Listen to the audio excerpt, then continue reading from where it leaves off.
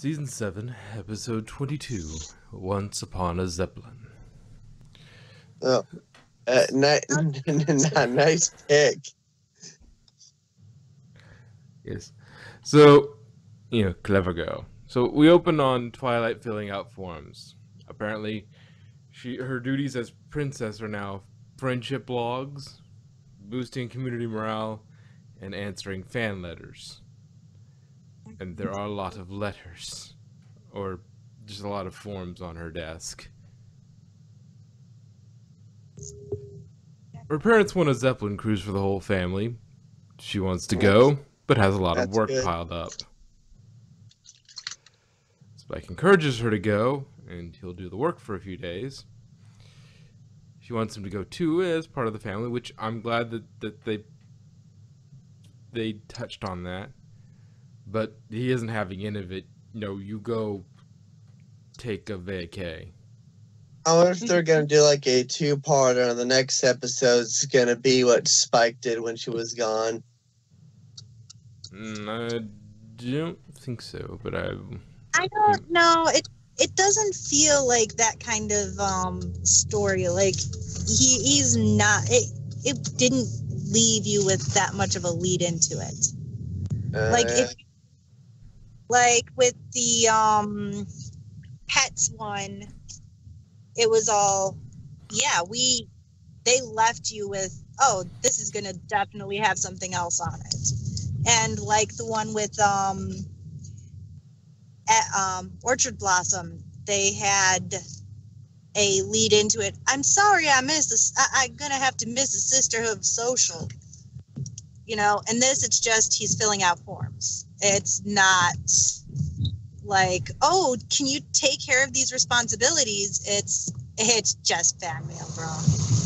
Yeah, but it could be like, oh god, I filled the wrong form. Now I question, is that war? No. Okay, so she's at war with the Hippo Queen. Anyway, so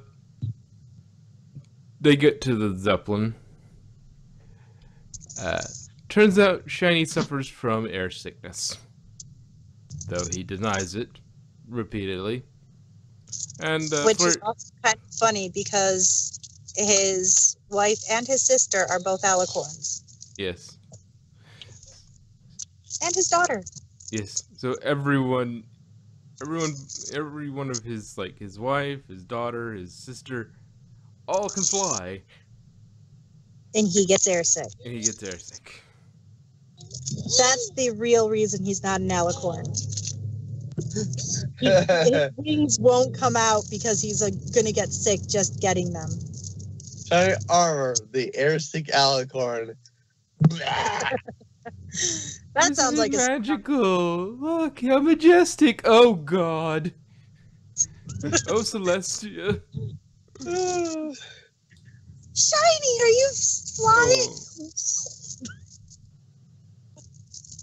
You just... Is it raining? Huh? It's like, wait, is it raining? Oh, nope. God. Shining armor passing over. Oh, yeah. At least it's not golden showers, although I think vomit is a little worse. Anyway, moving swiftly on from Shining Armor vomit talk. We also find out that Flurry's Heart's carriage levitates, apparently. It looks like it. Maybe the wheels are tucked under, but it looked like it was just floating. And we finally get some sort of real characterization for her parents beyond being, what we got in Cutie Mark Chronicles, I think.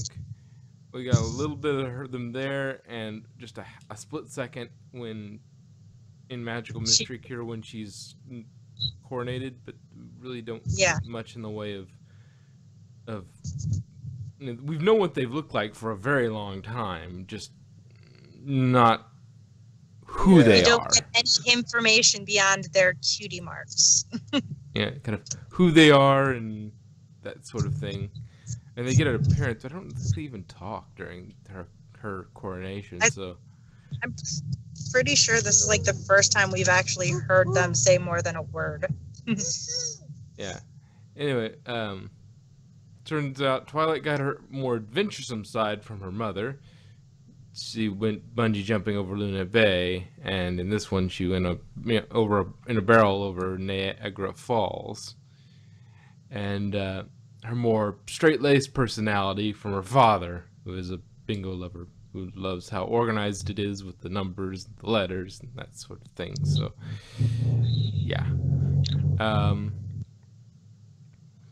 So, with the rather assertive welcoming announcement and a glimpse we get of the pilot's hand, longer-term fans will recognize pretty quickly that we're dealing with Iron Will. It's like there's no one else that could be. Like well, maybe bulk biceps, but I don't think he would moonlight as a Zeppelin pilot. Well, that and it was actually a hand and not a hoof, and it was gray and not white. So, but I was talking just voice. Yeah, voice. Maybe. Turns out the parents didn't know where the cruise came from, and didn't read the fine print. Oh, Colin, whoever reads this fine print?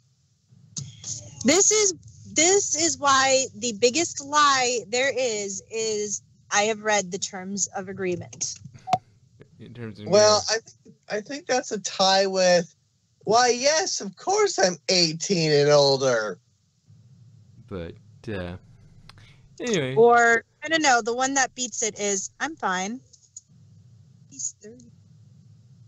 So, after organizing the family activities, we find that in addition to shining, loving tiny things, Twi wants to see the northern stars, which will come back later. The reason the parents won the prize becomes apparent as the crew starts to gawk at the royal sisters-in-law and announce strange things themed around the family, including some very inaccurate. The siblings were born in a tree in Canterlot. Or on our north, we will pass the spires of the Crystal Empire, where Princess Cadence rescued her alicorn baby Spike from a monster made of fire. And some accurate things. Twi toured the weather factory in Cloudsdale. A bit more mundane, but actually true.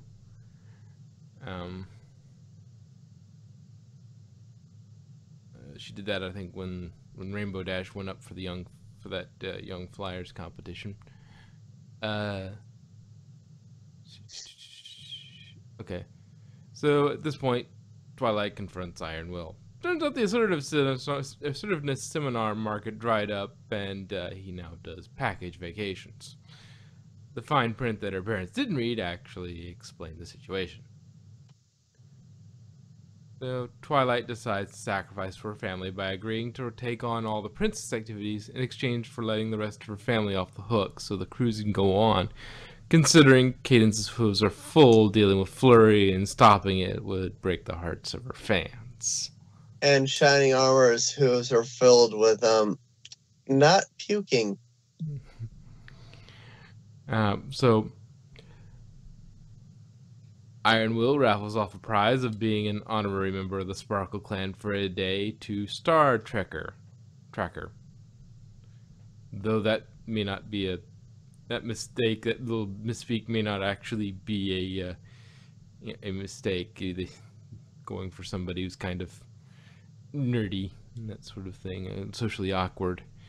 The stereotype. Who turns out to be a little socially awkward, to say the least. He doesn't really get personal space. And has the Pinkie Pie power of mysteriously showing up. Yes. Out of nowhere. So, in the time of Tiny Paddle Boats, Shining Armor gets airsick, which he contends could not be the case. You can't get airsick if you're in water. It cancels it out. Yeah, he's he's in water, so he's technically, if he was going to get sick, he would be getting seasick. So can't be airsick.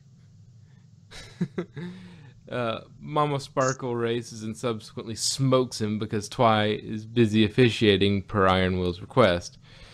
And it turns out there are 10 heats. She smokes him because he's so sick that he's not even trying. Just done. An interesting thing for the future. Fairyheart tends to play with the other foals like toys, stacking them up with her magic. She's like, I am your god. I shall do with you what I please. Isn't that how most kids do? Pretty much. That's how Puppy does it. But she pretty much literally is a god. Yes, an infant god. At this point, Cadence inquires if Twy is really okay doing all these princess things.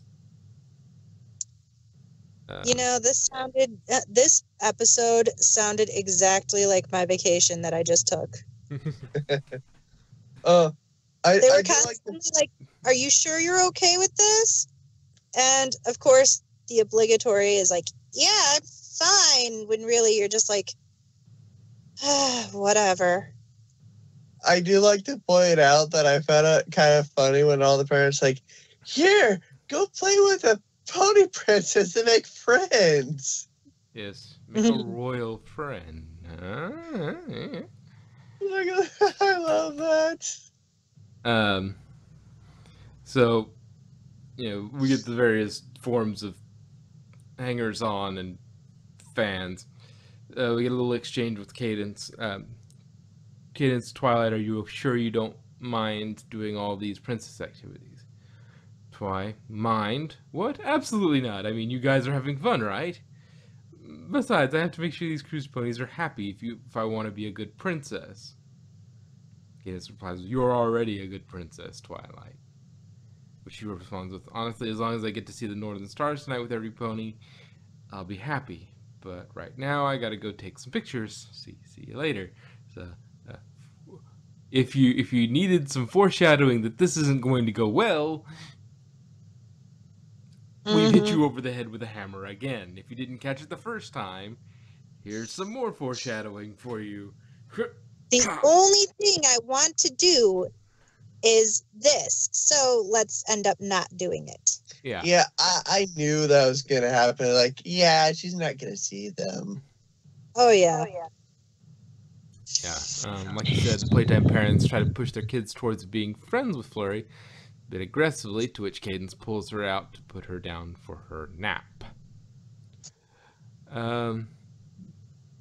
Twilight misses again when she misses out on going over Niagara Falls with her mom, who has an absolute blast.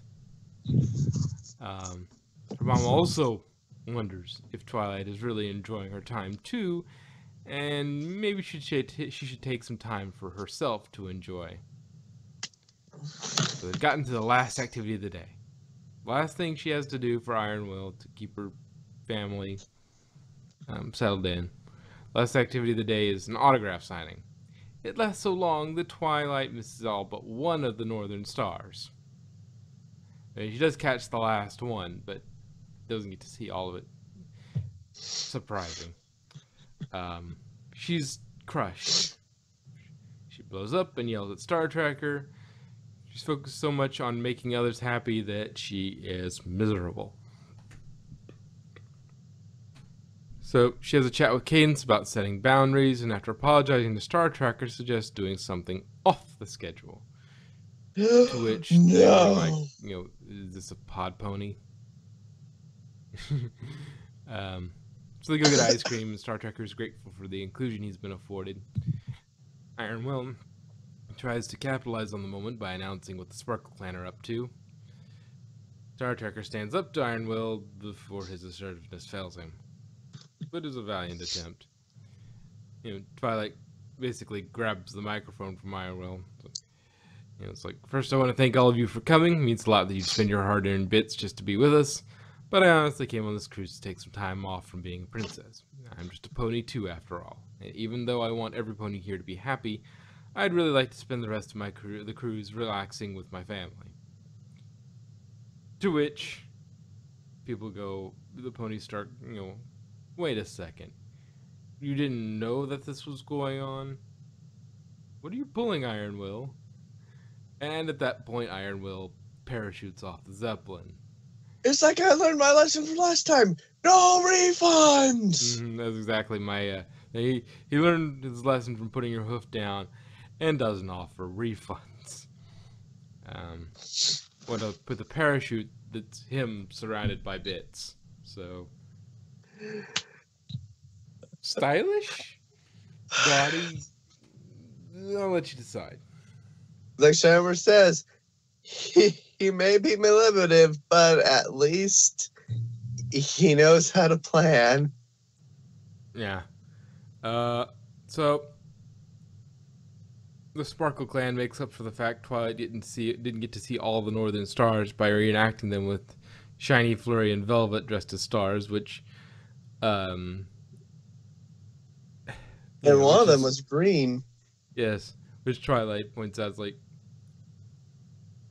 it means a lot to me that you're doing this, even though I know you're incredibly airsick right now, Shiny. It's like, I know you're airsick. You're green.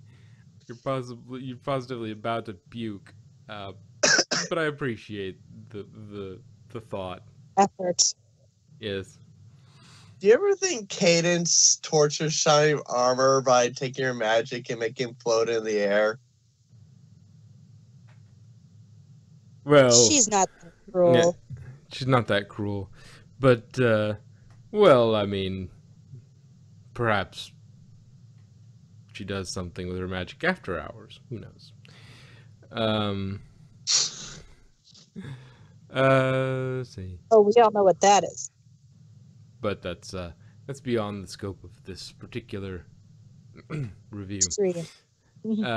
This is an episode about boundaries and setting time for yourself, a bit like it ain't easy being breezy, and to a point. Also, it's actually borrowing a little bit from Fluttershy's style, a lesson about assertiveness and putting your hoof down, and Twilight's not being assertive enough about what she wants, and so there's a little bit of that in there. It's you're no Superman, don't press yourself like it. This is somewhat I find this interesting because it's somewhat of an answer to the confusion of fans, and I've brought it up a few times as to why no one recognizes the alicorn. There are 4 alicorns in all of Equestria, and you see one walking down the street, and that doesn't catch your attention, and they just took it and they turned it to 11. Well, maybe it's because, like, the ponies, most of the ponies in Equestria were respectful, like, oh, just normal ponies, so I'm just gonna leave them alone. But, like, on the cruise, it's like, they thought, like, oh, hey, this is a princess cruise where we actually get to talk and be all googly eye. Yeah, well, yeah, I mean, it could just be everybody's incredibly polite and actually respects celebrities' boundaries in Equestria.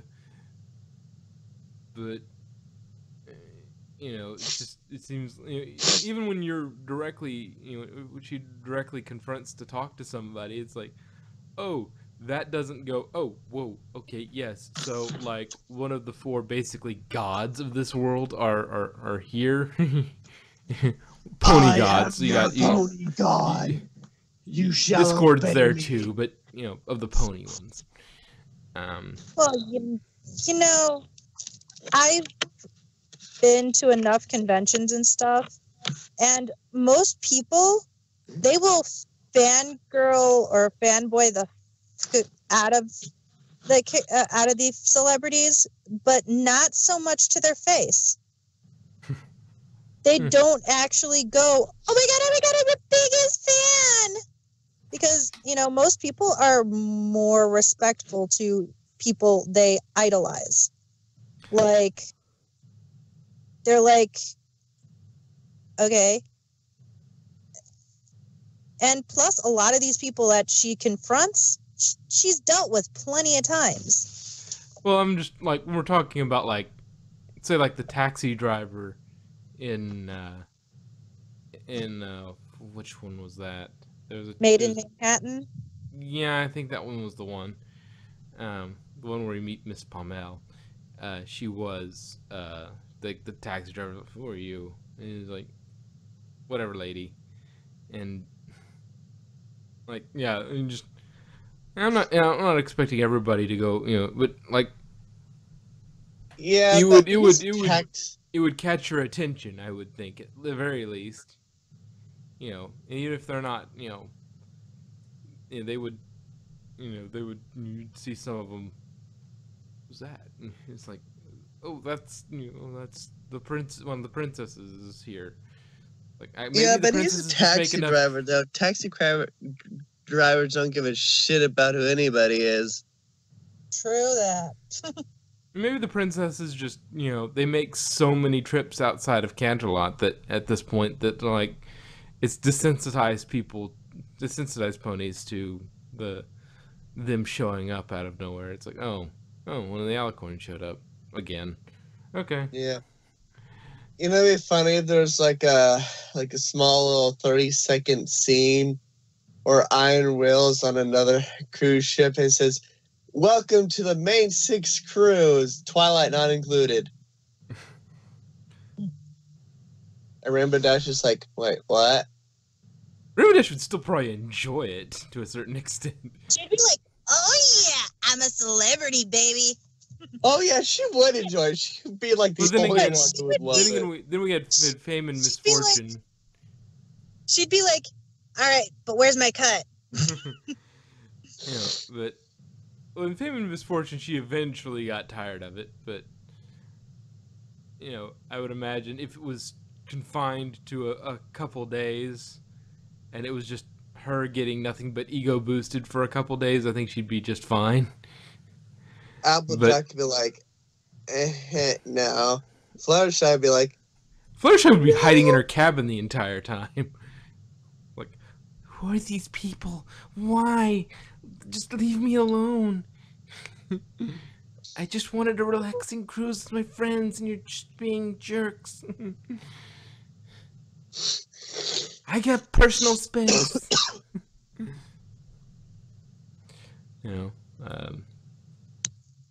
Rarity probably wouldn't be too aggrieved with being fawned over. She'd probably use it to promote her business. He's like, why, thank you. You should idolize me. And Pinky, well, she'd try organizing a party every 5 minutes. It's like, I met a new pony. Time for a party. You know what this means? It's party time! We've been partying for 24 hours straight, Pinky. I don't care. It's always party time.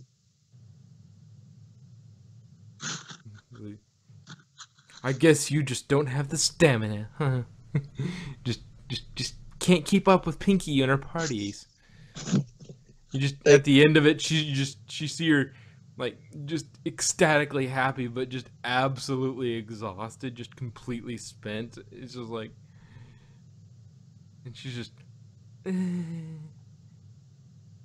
she's you just see her get back to the bakery and just goes to her bed and just flops down, and it's like 24 hours later. Boom! Oh hey. I must have passed out. But yeah, I mean, each of them would handle it a little differently, but that's about all I had to say about it. It was okay. It wasn't my favorite episode from the season, but it wasn't terrible.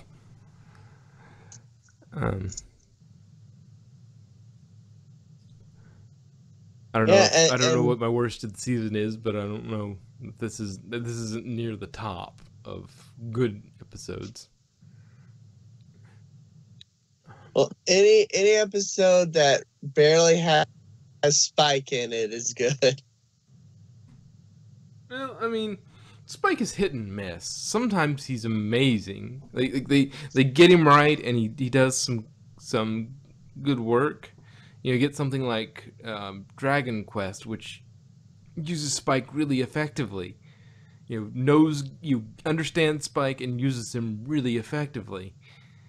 And then you get the one with Applejack, and that's it's awful.